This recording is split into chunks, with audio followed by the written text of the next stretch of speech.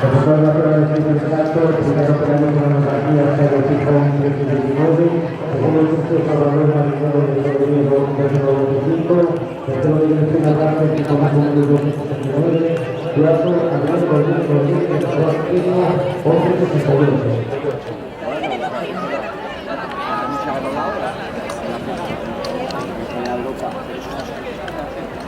Y el fútbol playa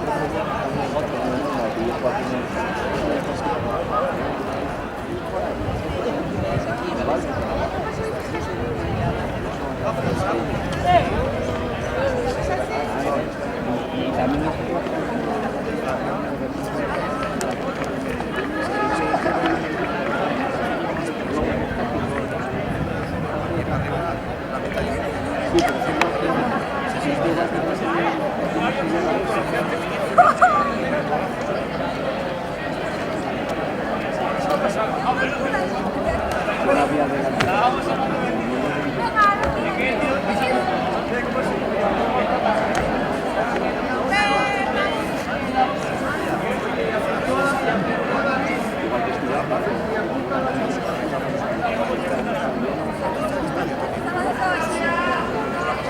sí, bueno.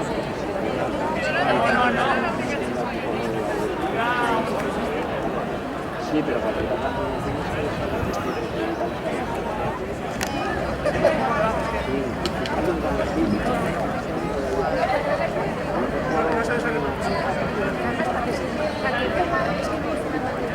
no, si no me duermo.